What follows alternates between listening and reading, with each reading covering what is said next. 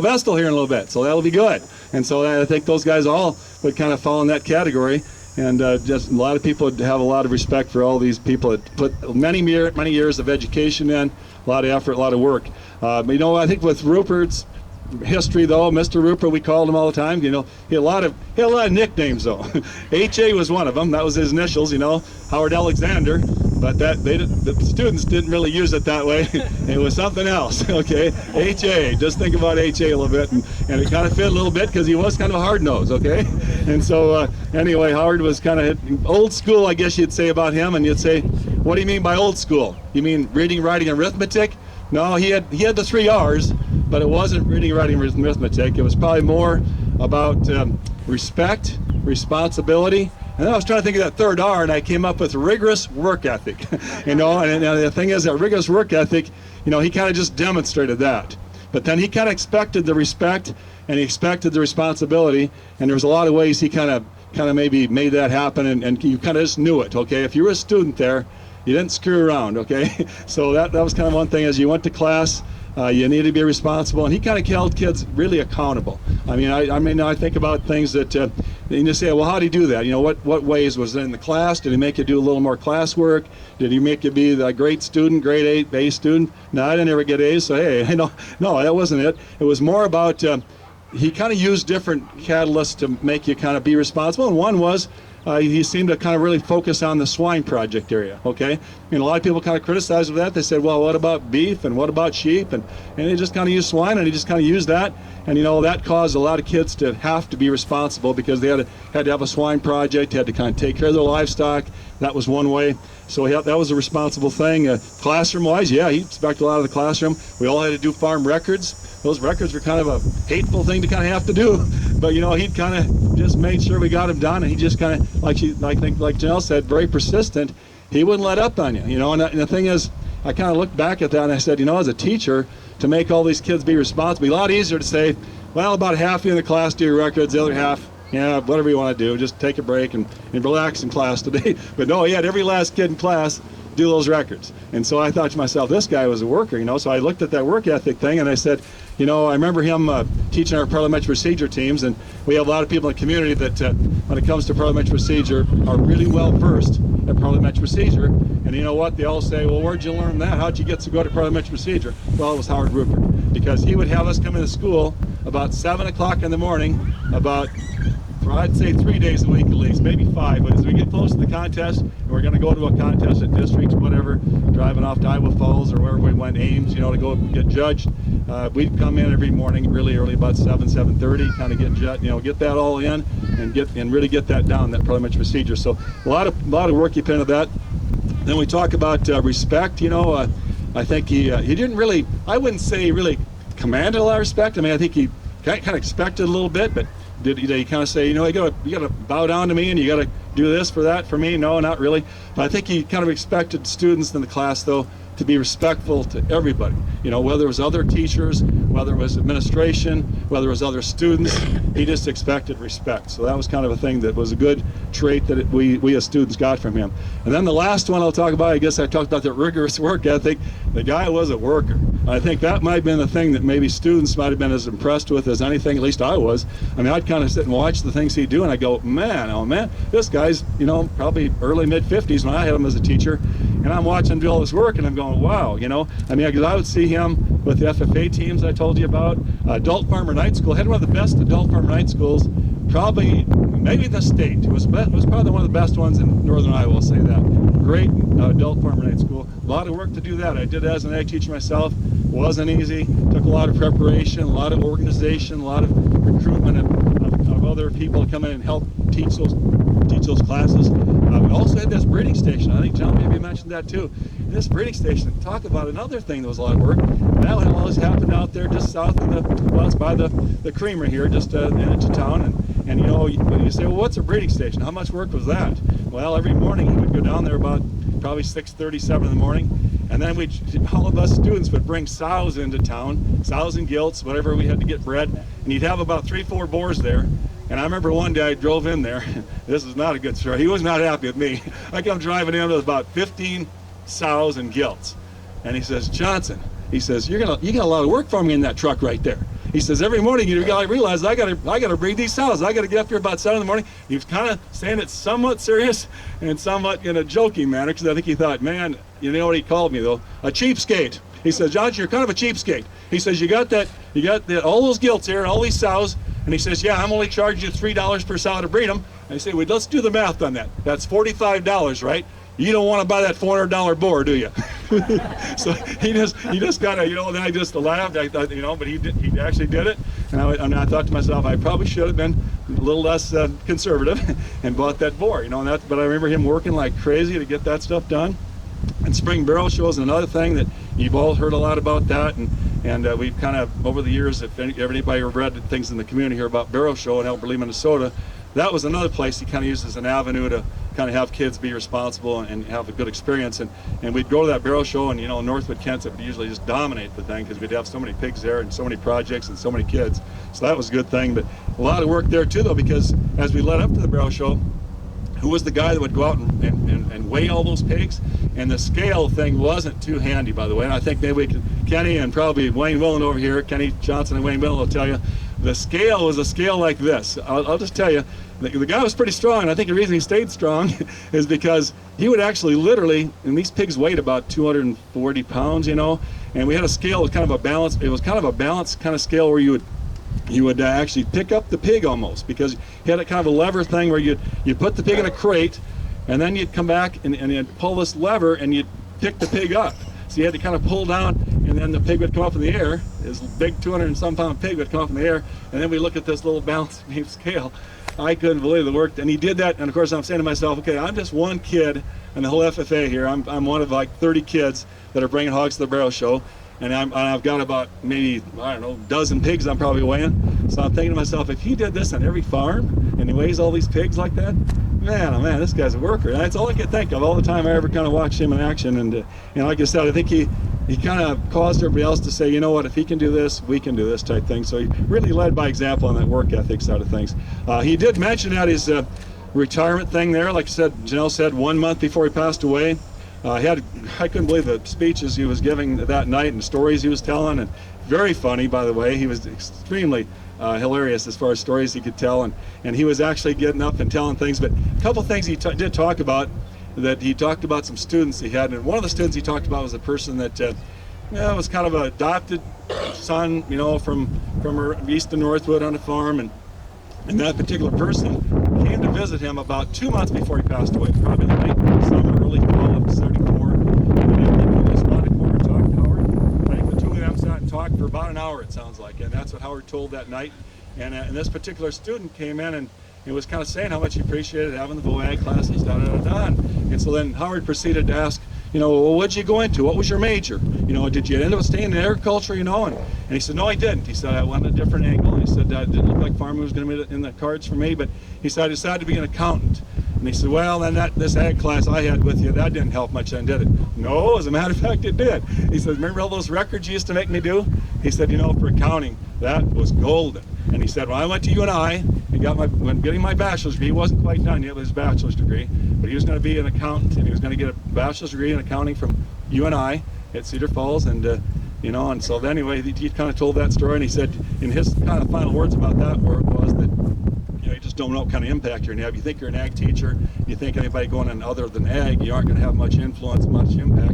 Well, I can tell you myself personally, I probably would be doing something else today if it wasn't for Howard Rupert. So that's one thing I can say too. The other thing he kind of talked about that at that retirement night, though, that kind of remember, is he also visited about the fact that the ag teaching job was a lot of work, and that he said, you know what, it was kind of time for him to quit anyway, whether he'd been sick or not. He kind of thought, that, okay, I'm at the end of the trail here a little bit, and I think, maybe this is just as well. He's not going to teach anymore. I don't know if he knew how long he's going to live, but he did mention that he said those last years were kind of exhausting. And he said he also felt that he started to get impatient, and he also said that he kind of thought that maybe he was getting complacent. Well, I didn't think I saw either one of those things. And the patient side of things, I don't think he ever was patient. Okay, and I can kind of tell you that from when I had him as a teacher. I mean, he just, like I said, he kind of wanted you to perform and follow through and do things right. And so the patience, I think he was always impatient with somebody that wasn't really trying to stick to it and get it done. and be a good, responsible person. So I think, like I said, those are two things to talk about there. The last couple things I'll say is, I guess, the impact on those kids. We talked about that a little bit. My own career, I guess I can talk about that. But then we've got a few funny things, and one of the funny things I can tell you about is the tie I'm wearing here today. And this tie is actually Howard's tie. And this tie was a tie that we think that maybe he bought at the Worth County Fair, probably in the late 40s, early 50s. And then I was just kind of mentioning it to Wayne Willen here a little bit ago that when people would go to the Worth County Fair back in those days, I've seen a lot of pictures. We've had our 100th anniversary going on right now for Extension, and we've got lots of photos at the Extension office. And we noticed those pictures, but when people went to the grandstand, can you imagine people at the grandstand now looking like this? But they'd all wear dark suits, the men would, and ties. White shirt and tie, dark suits. The women would always be kind of wearing probably a dress and nice big fancy hats, and like they're going to Sunday church. And that's how people went to the Worth County Fair. And I think this tie was probably something they were selling, I suppose, to just fairgoers. And so this, Worth County Fair, Northwood, Iowa, probably a tie that was maybe like I would say late 40s, early 50s. Okay, so then the thing is, now I got a few little kind of lighthearted stories about Howard Rupert. And of course, everybody's going to say, well, you're going to bring up the paddle, aren't you? I was like, yeah, I probably better talk about that. And so this paddle, you say, well, what do you mean paddle? Some of you probably didn't know this history about him, that back in so he did this up through the just about mid-70s using a paddle in school. And so how do you do that? How do you get away with that? Well, I don't think everybody administration-wise was going to kind of maybe come and say too much to him. I don't know. I suppose some of our fellow faculty members here would probably tell you that maybe it wasn't very appropriate and maybe it wasn't something that was really acceptable. But I will say that I don't think students ever had a problem with it, including myself, and I don't think parents ever had a problem with it. I never heard any parents ever come in and say, well, that Howard Rupert, he's got to throw that paddle away. That's just not acceptable. That's not appropriate. Most parents are going, yeah, he used it, and it's about time. He needed a good licking, And the thing is, what was kind of funny about it, though, is that he actually had a little procedure on that, and you say, well, did anybody have any problems with it? As far as kids ever, kind of saying, did he hit him pretty hard? And yeah, he kind of did. As a matter of fact, he'd always kind of have a little routine he had to follow, and that was you had to kind of grab your ankles, and you had to close your eyes tight. And I think what that was all about, because I think he always would say, I don't want you flinching, because I want to hit you right where I want to hit you, and that was on the rear. And he would really crack people. And I remember one of my classmates there, Richard Estes, who's no longer with us there, he passed away as a high school person, as a matter of fact, but would be getting that paddle like about twice a week. And it was what the funny part about that was you wouldn't dare laugh after somebody get a paddle, but it was usually pretty funny because this Richard Estes, who got it once a week at least, he would get the paddle and he would really get cracked. But when he get the paddle, he'd always come up with a great big smile on his face. And Brian's kind of smiling over there right now because he remembers Richard pretty well, and he was a character, and it was just kind of funny to see that. But then I remember Lynn Tennell. I just talked to Lynn Tennell yesterday about this, and who lives here now in Northwood, and the last day of school that they had, I think these guys were seniors, it was Arlen Rusted and Lynn Tennell. So you kind of know it's a good pair there. But Arlen Rusted kind of pointed out to Mr. Rupert that he didn't think that Lynn Tennell had ever gotten a paddle. And so all of a sudden Arlen's kind of smirking about this, and Mr. Rupert's looking around the room and he says, Tennell, is that true? You've never gotten the paddle? And he's kind of smirking a little bit. He says, well, come on up. Come on up. And so, sure enough, he comes up front, and I asked Len, I said, well, he probably didn't give it too hard to you, did he? Because, you hadn't done anything wrong. Well, I hadn't done a thing wrong, I used to get it for chewing gum, so you don't have to do too much bad to do that. And so he comes up, and sure enough, he gives him the paddle. He said he got it about as hard as he'd ever been hitting the rear end. He said his parents never quite got him that hard. And, of course, everybody in class is, ready to roar with laughter. But, you really didn't dare laugh, though. And so I kind of always would say that in our class, we'd kind of talk to each other about that later, because somebody'd get that paddle and we'd all kind of stay quiet, and you'd say, well, how do you know everybody thought it was funny? Because we'd kind of laugh with our eyes. We didn't dare laugh out loud, because we'd be in trouble if we did that. But we kind of look at each other and go, and it was fun. We had a good time. So we loved somebody getting the paddle.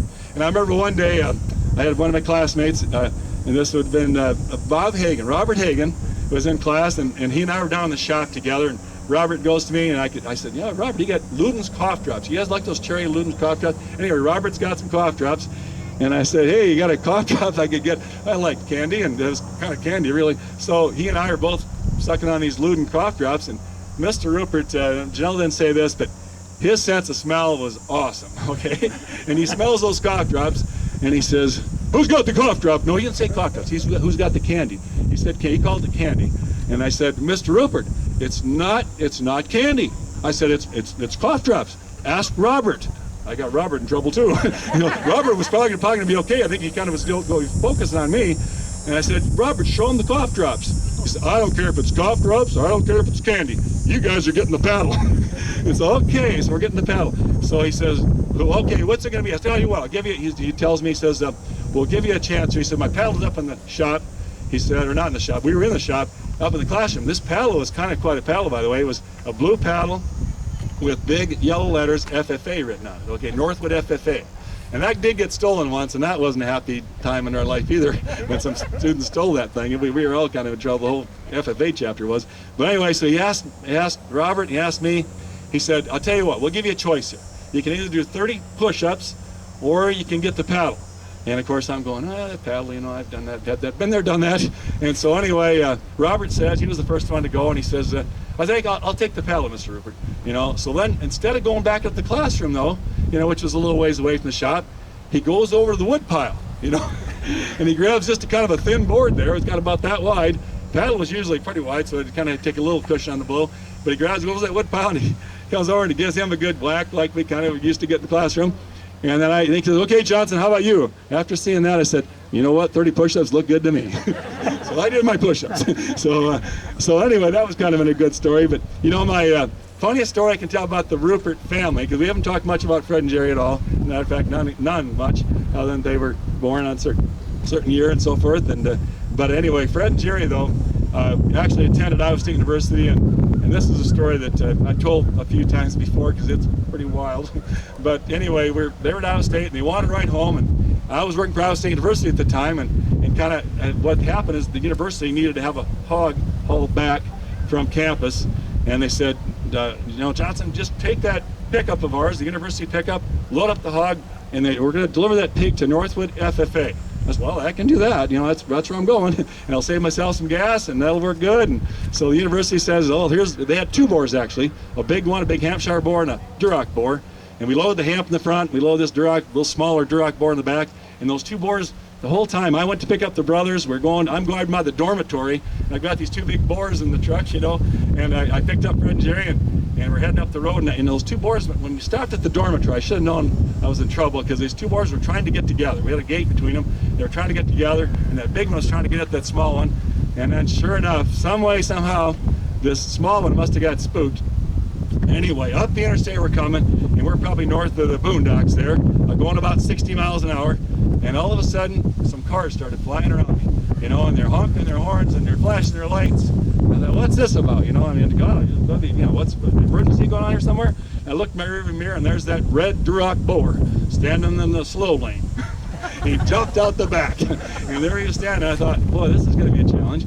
So I thought, what do we do? So, you know, luckily he kind of stood there. He was probably in shock, you know. You drop out of a pickup at 60 miles an hour, you're going to be in shock, okay? So here's this boar though standing there in the slow lane. Everybody's putting their signal lights on and going around. This is on I-35 now. A lot of traffic, okay? Semis, cars, you name it, and they're putting their signal lights on, and around that boar they're going, you know.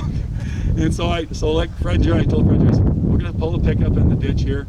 And I said, of course, I'm thinking about, we got two pretty strong husky boys here, and myself, I could handle pigs a little bit, I thought.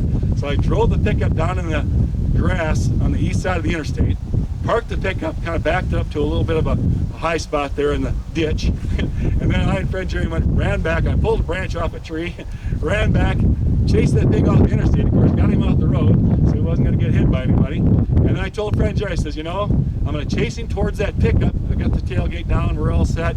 I said, "I'm going to chase him towards the pickup." And so I get close, you guys each grab an ear. Okay, you grab an ear of that boar right there. Pretty big boar. He weighed about 350, 400, I suppose, you know. Kind of a big hog. And I said, "I'll grab the tail, and we'll just put him back in the pickup," you know. And okay, well, that sounds good. And, you know, those guys, like I said, are strong, and I think they knew the panic situation was in there. We need to get this boar reloaded. So they grabbed the ears, I grabbed the tail, we had him in that back in that truck. I'll bet we weren't off the interstate with him and not stop. I mean, it was like Mario Andretti at the Indianapolis 500. We had that, we were loaded, we were back on the road going, and minutes. I mean, it was just unbelievable.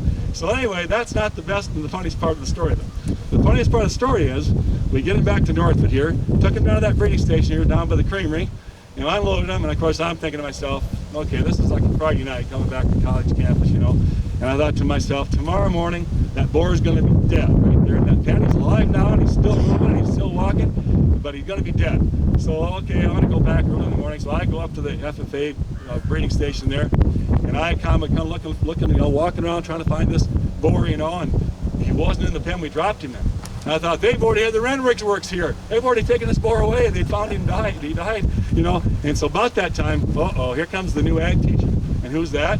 Al Adams. And he comes down to the breeding station with some students. He had some students that Saturday morning. There's probably about 3, 4, 5 students. And he comes down there and he kind of says, "Oh, Dennis, I see you got the boar back." And I'm going, "Yeah, I got him back. How's he doing?" You know, I'm thinking to myself. And he says, "You know, he's a little slow on breeding, but he did get one gilt bred this morning." And I'm going, "Are you kidding me?" You know. And so then I told Al Adams what happened, and Al kind of goes, he says, "Really? This boar actually fell on the pickup last night on I-35?" I said, "Yeah, he did." And then of course Al Adams, really witty, kind of good sense of humor, and kind of quick-minded, you know. He looks at one of his students. Well, if you guys know Elder Nut Fight, how many people know Elder Nut Fight here? Probably quite a few of you. Anyway, Elder was probably about maybe a sophomore, junior high school. He looks over to Elliot and he says, "What do you think?" He said, he said, "Don't you think we got quite a boar here, don't we?" You know, Elliot, yeah, Mr. Adams. You know, but I mean, it was just comical. Of course, Elliot's smiling, and everybody, the students were just amazed. But that's probably my funniest Rupert story. It wasn't actually Howard, but I and Fred and Jerry had an experience on that one. So anything else we could add? I don't know. That's kind of a good story on some things about Howard and things that he did. And the big thing was that he was just kind of a person that impacted a lot of people. And I know we've got a couple farm folks that are right here, like Kenny Johnson and Wayne Will, and we just talked a little bit ago about the impact he had on their lives and how they became successful farmers. And we just kind of keep hearing all the time that this guy, Howard Rupert, really did a good job of just positively making, you know, good impact on everybody. And a lot of people devote a lot of their success in agriculture to him. And if you're talking about any person in the county that might have as much impact as anybody, as far as giving a lot of influence to be an agriculturist, to be a farmer, to be an agribusiness person, I would say he had about as much impact as anybody I've ever met. And so with that, I think I'm done there. So. Any comments from anybody?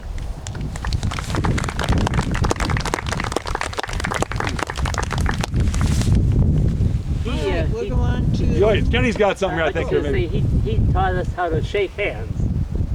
The firm grip. Don't shake hands that you want to do this. Yeah. The limp hand, right? Right. Yeah, I know you talked about that. That's right, he did. Okay, anybody else? All right, we'll go back here to another teacher, Lyle Vestal. I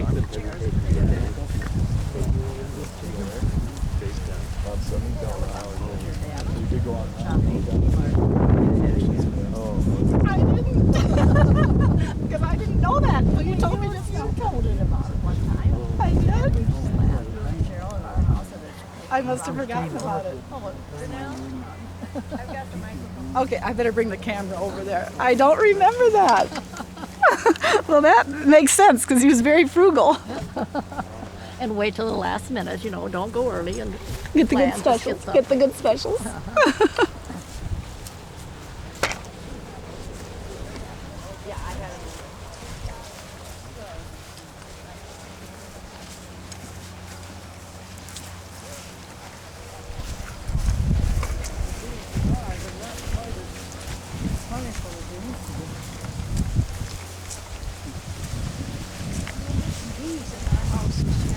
Bees?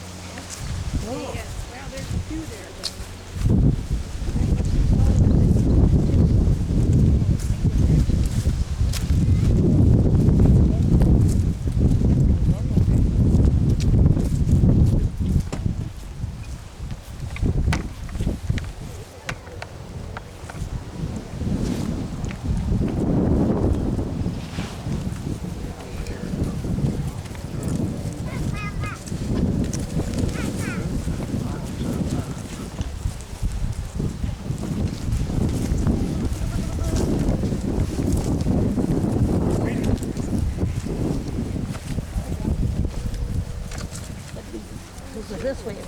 them that way. They were here this summer. They came in July.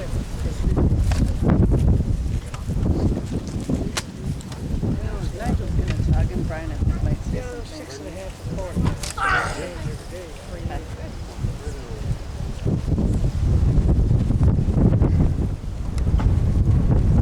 Oh yeah.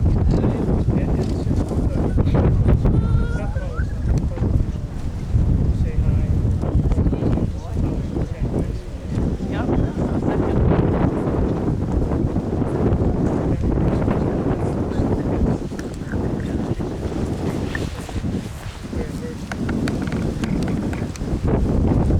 Well, I think about everybody has come over this way. When Janelle was talking about her grandmother having a recipe for cookies, and she can't make them the same way. I know a few years ago I went to a seminar and they talked about how you should hand out sheets to your kids and ask them what they would like to have when you die. Because sometimes kids have a memory of something that's very important to them and you don't even realize that it is, you know. So I did that. I've got three kids, and I handed them sheets and had them write things down. And my oldest son, Gail, he'd written down a bunch of things, and then he was about to leave, and he said, "Oh, wait a minute, I forgot something." And he went back and he wrote something else on the bottom of it. And then he left, and we were saying our goodbyes and everything, and he's going down the road, and I went back to read it, and he'd added on that he wants all the chocolate chip cookies in the freezer that are left. I guess they didn't take it too seriously. But, you know, standing here in a cemetery, we all have to take this a little seriously and kind of try and do things to help out for when we are gone, because we all will be gone someday. So next we're going to talk about Lyle Bestel. And I know we've got a bunch of people, I think, that are going to talk.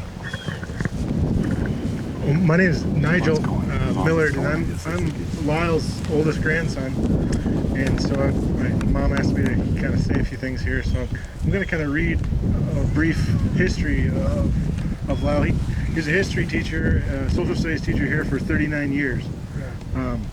So I'm just going to kind of read what I have written here.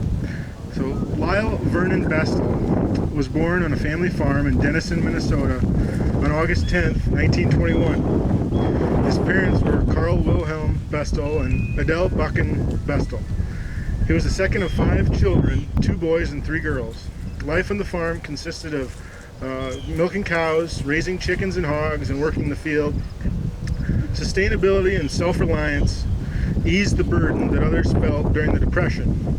Often, Lyle would say that they didn't really feel the Depression in their immediate family because they had everything they needed right there.